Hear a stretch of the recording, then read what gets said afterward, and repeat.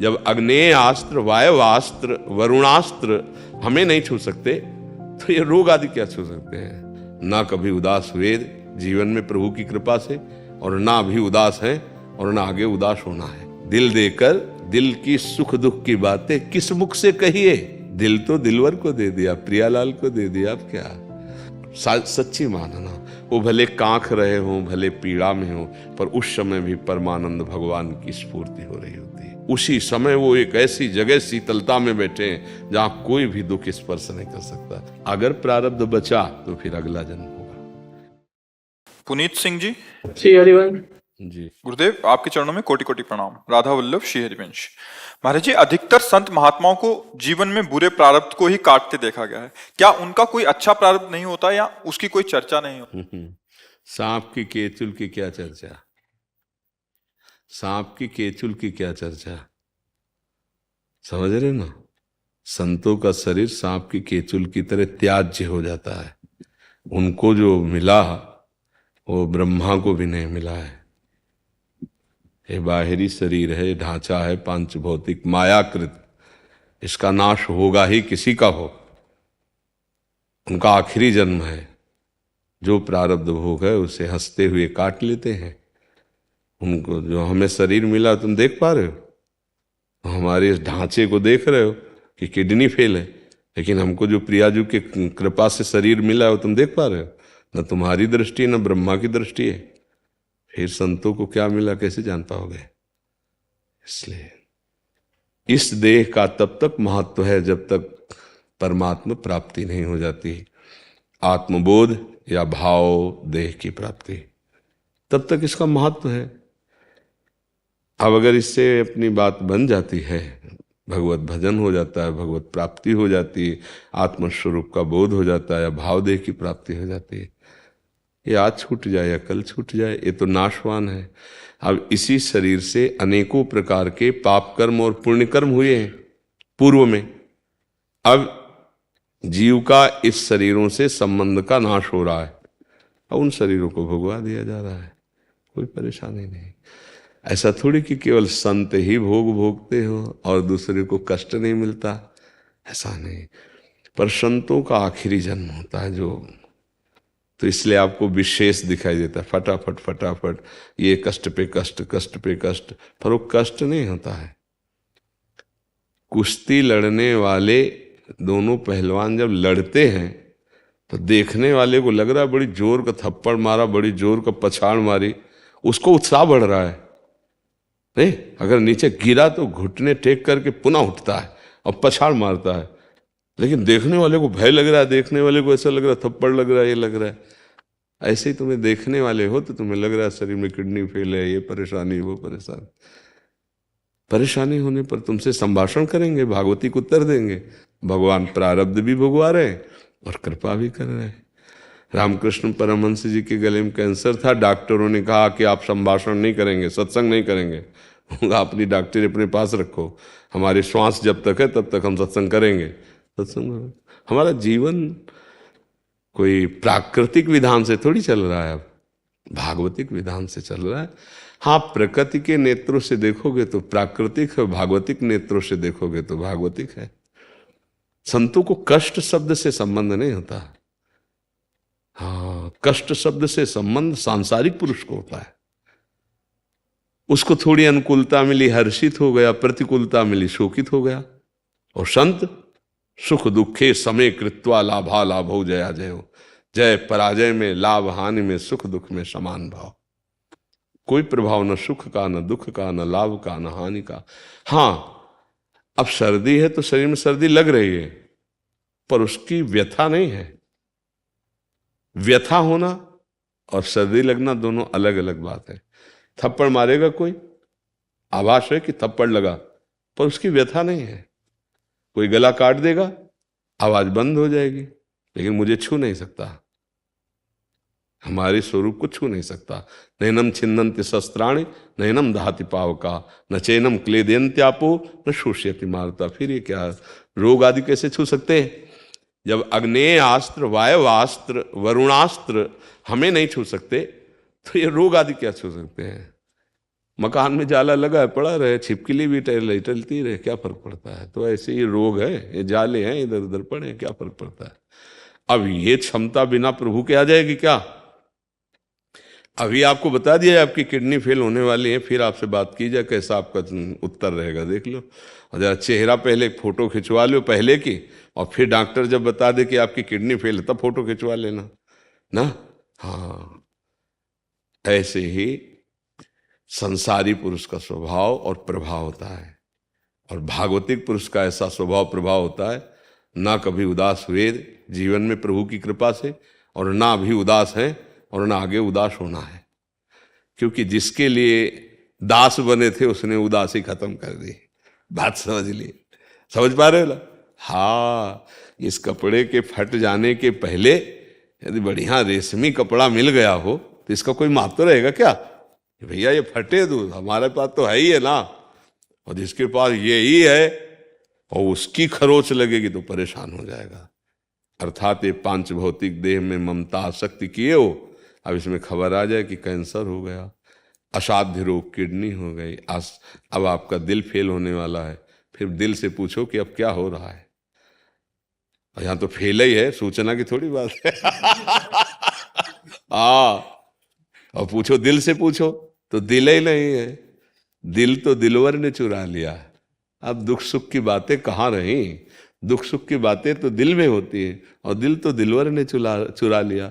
अब क्या दिल देकर दिल की सुख दुख की बातें किस मुख से कहिए, दिल तो दिलवर को दे दिया, प्रियालाल को दे दिया। अब क्या, थोड़ा भजन करोगे तो आगे जान जाओ। संतों को कष्ट, हाँ एक बात का कष्ट होता है, आपको दुखी देखकर, आपका दिव्य मनुष्य जीवन और आप विषयों में सुख दुख का अनुभव करते हुए भगवत विस्मरण करके जीवन जो व्यतीत करते हो, ये देखकर जलन होती है कि यार तुम सच्चिदानंद सुख को प्राप्त कर सकते हो, तुम भगवान को प्राप्त कर सकते हो, तुम ऐसे अवसर को व्यर्थ में खो रहे हो।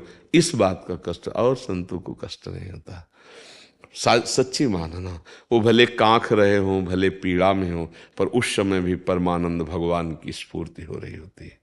उसी समय वो एक ऐसी जगह शीतलता में बैठे हैं जहां कोई भी दुख स्पर्श नहीं कर सकता। ये केवल प्रवचन की बातें नहीं है, संतों को दुख नहीं होता है।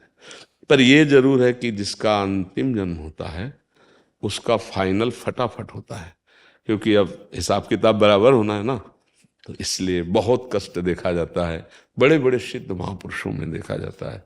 तो वो कष्ट बाहरी होता है, क्योंकि इस तन के द्वारा पाप हुए हैं। इस जन्म में, पूर्व जन्म में बड़े बड़े पाप हो गए, चूक हो गई, गलती हो गई। अब हम भजन में लगे हैं, अब हमारा भजन भगवत प्राप्ति के मार्ग में जा रहा है। अगर हम उनको मिटाना चाहें तो मिटा सकते हैं, पर फिर बाधा पड़ जाएगी, फिर और जन्म लेना पड़ेगा, क्योंकि खर्चा कर रहे हो ना। तो फिर इसीलिए निष्काम भजन भगवत प्राप्ति कराता है कि हमें जो कष्ट आ रहा है उसे हम भोग रहे हैं। डॉक्टर रूप से भगवान औषधि रूप से हमको संभाल रहे हैं, उससे हम अपना संभल रहे हैं, और भजन का प्रयोग कर रहे हैं भगवत प्राप्ति के लिए, जगत मंगल के लिए। तो ऐसे चलता रहता है। उसको ये न देखे कि संतों को इतना कष्ट क्यों मिलता है। नहीं, संतों को कष्ट नहीं मिलता है, भगवान अपनी गोद में रखे रहते हैं। देखो प्रहलाद जी को कितना कष्ट दिया गया, लेकिन प्रहलाद जी को कोई कष्ट हुआ क्या। ठाकुर हरिदास जी को 22 बाजारों में कोड़ों से मार मार कर खाल खींची गई, तो क्या उनको कष्ट था क्या। नहीं, सारे कोड़े भगवान श्री हरि के अंग पर पड़ रहे थे। वो अपने भक्तों की महिमा प्रकाशित करते हैं, उनकी लीला है। बकाया कष्ट शब्द से संबंध भक्तों का नहीं होता, भक्तों का तो आनंद से संबंध होता है। और मन जब इतने से समझ लो, आपकी एक औषधि का लेप या औषधि का इंजेक्शन लग जाने से उस अंग को काटा जाए तो कष्ट नहीं होता, क्योंकि मन वहां तक नहीं पहुंच पाता। तो इंद्रिय में मन का संयोग हटा दिया जाता है, उसे जैसे शून्य कहते हैं ना, उस जगह से मन चेतना शून्य हो जाता है, क्योंकि वो इंद्रिय के सारे ही चेतना करता है, और त्वगेंद्री को वहां से शून्य कर दिया गया। तो अब मन त्वगेंद्री के स्पर्श से वहां अनुभव नहीं कर पा रहा, तो आप काट दो, कोई परेशानी नहीं है। तो क्या एक औषधि में जितनी पावर है, क्या साधना में पावर नहीं है कि भगवान के भजन से मन ऐसी स्थिति में पहुंच गया कि भारी से भारी कष्ट में भी वो आनंदित है। खुली आंख ऑपरेशन हो रहा है अंग का और वो देख रहा है, उसको कष्ट नहीं हो रहा, ज्ञान है कि कुछ कट रहा है, कुछ ऐसा हो रहा है, पर उसको कष्ट नहीं हो रहा, क्योंकि त्वगेंद्री से मन को शून्य कर दिया गया, संबंध रहित कर दिया गया। और दुख सुख का अनुभव कराने वाला मन, अब बाद में जब वो त्वगेंद्री का संसर्ग हुआ, वो औषधि हटी, तब पीड़ा प्रारंभ हो गई। तो समझ रहे, भगवान ने जितनी औषधियां बनाई, भगवान की तो बनाई हुई है, उन सब औषधियों में जो पावर है वो भगवान से है। ऐसे भगवान में यदि हमारा मन लग गया तो क्या हम बड़े से बड़े कष्ट को मुस्कुरा के नहीं सह सकते? सह सकते हैं, पर हमारा असलियत में मन लगना चाहिए। मन प्रभु में लग जाए तो सब कुछ सह जाए।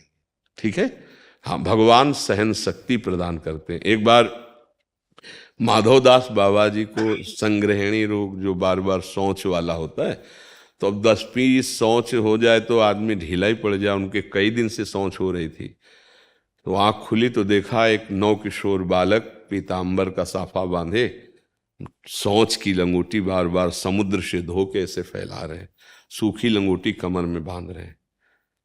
बाबा ने देखा, रे ये तो श्री भगवान है स्वयं। उनका प्रभु आप क्यों? तो बोले तुम्हारा कोई और है क्या? उनका प्रभु आपके सिवा तो कोई नहीं। तो कहा जिसका मेरे सिवा कोई नहीं होता तो मैं ही स्वयं सेवा कर। भगवान के कितने पार्षद हैं, जय विजय, कितने महान, लेकिन भगवान पार्षदों को आज्ञा नहीं की, आप स्वयं आकर। तो माधवदास बाबा ने कहा प्रभु आप प्रारब्ध नष्ट कर देते, मान लो आपको सेवा ही कर ली थी तो ये शौचे का रोग ही हटा देते। बोल नहीं, सिद्धांत का पालन करना है। हम तुम्हारी सेवा कर लेते हैं, तुम प्रारब्ध भोग लेते हो, शरीर छूटेगा, हमारे धाम आ जाओगे। अगर प्रारब्ध बचा तो फिर अगला जन्म होगा।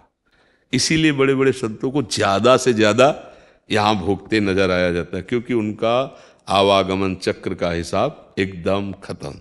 और जिस समय वो दुख का भोग रहे होते हैं, उसी समय परमानंद उनके हृदय में होता है। तुम जान लेना, एक अद्भुत आनंद, एक अद्भुत सुख होता है। संसारी पुरुष जब दुख भोग रहा हो तो उससे मिलकर बात करना, और जब कोई संत दुख भोग रहा हो फिर मिलकर बात करना।